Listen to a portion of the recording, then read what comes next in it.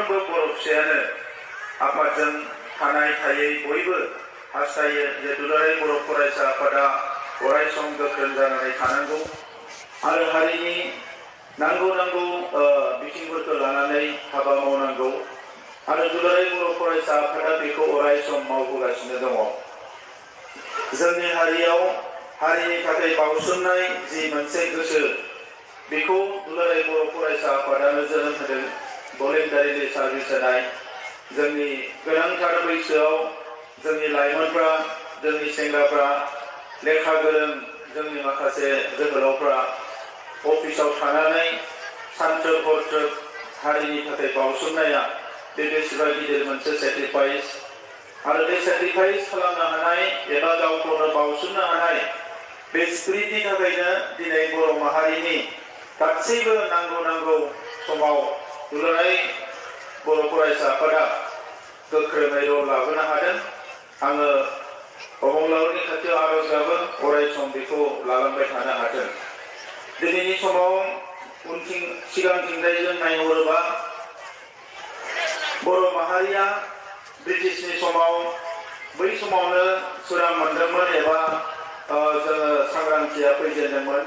गुरुदेव कालिचरण ब्रह्मनि नाजानाय बै समनि माखासे ट्राइबेल मुङाव आफादफोर जोनोम जानाय, कसारी सन्मिलननि जोनोम जानाय, बेनिफ्राय लानानै 1950 मायथाइयाव बर' थुनलाइ आफाद जोनोम जानाय, बिनि उनाव एबसु आरो पिटिसि जोनोम जानाय, बे गासैबो जोंनि जारिमिनारि जिफोर सम बे समा जोंनो मोनसे माबा नङा माबा फोरोंथाइ होलांदों आरो बे मोनफ्रोमबो समा होलांनाय सोलोंथाइ एबा फोरोंथाइ बेखौ लानानैनो दिनै हारिया जोङो दावगालांनो नाजादों आरो बे गोलाव समनि जि मोनसे एक्सपिरियेन्स आरो एक्सपेरिमेन्ट बेजोंनो दिनै हारिया नैबे थासारियाव फैनो हादों। गायसनजेननाय आफादगिरि बानेश्वर बसुमतारीनिफ्राय दिनैनि आफादगिरि बिथां दिपेन बरासिम जिखिनि दैदेनगिरि बिथांमोना दुलाराय बर' फरायसा आफादाव हाबा मावलांबाय, बिथांमोननि मिशन आरो भिजन बिथांमोननि बै समनि थासारिखौ लानानै माखासे गोनां हाबाफारि रनसायनायजोंनो दिनै जोंनि थामोनथा, जोंनि राव थुनलाइ हारिमु, जोंनि हा हु, जोंनि आसार खान्थि, जोंनि राजखान्थि समाजखान्थि गासैबो दिनै रैखाथि मोनदों होननानै जोङो बुंनो हायो। बड'फा उपेन्द्रनाथ ब्रह्मआ माहारिनि साननाय हनायफोरखौ गासैखौबो ज' खालामनानै मोनसे गोथों लामाजों दावगालांनो हानाय मोनसे जोंनो लामा दिन्थिनानै होलांबाय आरो बिथाङा बर' माहारिखौ गेरेमसा माहारि महरै दानायनि मोनसे गिदिर बिबान जोंनो होलांदों आरो गेरेमसा माहारि दानो थाखाय जोंनो मोनथाम खामानि मावनो बिथाङा बिबान होलांदोंमोन। बुरलुंबुथुरनि सा सेरफाङाव आलादा रायजो सोरजिनांगोन, बुरलुंबुथुरनि खोलाहा नीलाचल काउन्सिल सोरजिनांगोन, दायो बियो बर' कसारी काउन्सिल सोरजिजाबाय आरो कार्बि आंलंनि बर'फ्रा हाजोआरि ट्राइबेल मोननांगौ। दा आलादा रायजो मोनाखैब्लाबो क'क्राझारनिफ्राय लानानै लखिमपुर सिमलुगुरिसिम जोंनि रायजोनि सिमाखौ थांनाय 2020 मायथाइयाव जे मोनसे गोरोबथा जाबाय दुलाराय बर' फरायसा आफाद UPPआव, बेवहाय जोंनि सीमाया अरनायनि मोनसे लामाया फैबाय। आं मिजिंथियो गोलाव सम खामानि मावलांनो हायोब्ला सानसे नङा सानसे आलादा रायजोआबो जागोन। मानोना दिनै 2022 मायथाइनि 22 जानुवारि बेवहाय हिन्दु धोरोमारिफोरनि जोबोद मोनसे गोथार एबा गोनां सान होननानै जारिमिनाव लिरजागोन। 500 बोसोरनि उनाव दिनै बिथांमोना रामनि मुर्तिखौ गायसनफिननानै अयोध्यायाव प्राइम मिनिस्टारनि गेजेरजों 500 बोसोरनि उननि जारिमिनखौ दिनै गोथां खालामफिननो हाबाय। दा जोंहाबो राजा इरागदावनि समखौ लायोबा 1853 मायथाइयाव बै समनि ब्रिटिशनि आयेन डक्ट्रिन अफ लेप्स बेजों जोंहा रायजोआ थांदोंमोन।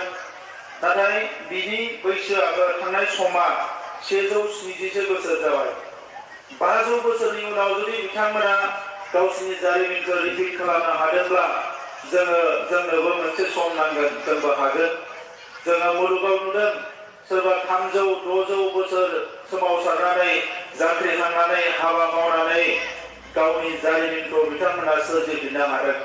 दा दिनै बर' माहारिनियाव मेंनाय गैयाजासे फासयनाय गैयाजासे अराय सम मालाबाबो थैनो रोङै इनडमिटेबल स्पिरिटजों खामानि मावबाय थादों।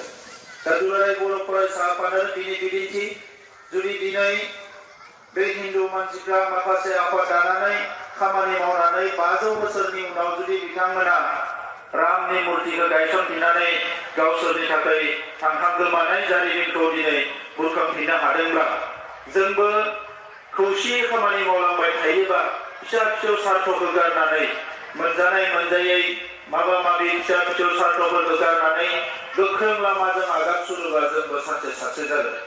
भारत हादराव मोनसे बिदिन्थि दङ।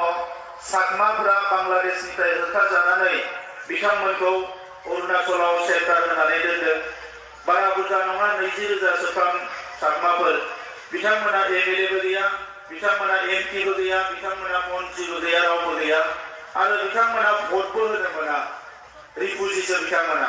नाथाय बिथांमोनानो आयेनगत भावे कुनु सोमावसारनाय गैयाजासे मानाय गैयाजासे आयेनगत भावे जुजियै जुजियै बिथांमोना आयेननि गेजेरजोंनो दिनै भारतारि नोगोरारिखौ मोननो हाबाय।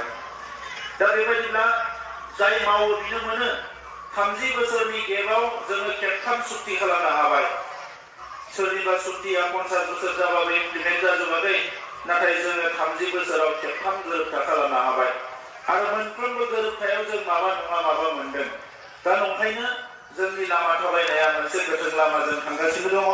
दुलाराय बर' फरायसा आफादनि सानथौ सानस्रि, बर' थुनलाइ आफादनि सानथौ सानस्रि, बे मोननै आफादनि सानथौ सानस्रिखौ ज' खालामनानै मोनसे लामाजों हारिया दावगालांनो हायोब्लानो खमसे खम 50 बोसोरनि थाखाय बुहुमाव जोंनि हारिया मोनसे जौगासार हारि जागोन।